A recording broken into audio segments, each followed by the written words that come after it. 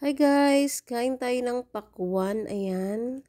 Kakatapos ko lang mamalansya at syempre nagutom yung inday nyo, kaya kumain muna tayo ng pakwan. Ayan, kakain muna tayo ng pakwan guys, break time natin.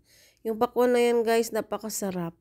Kasi kahit hindi siya masyadong pula-pula, pero napakatamis niya.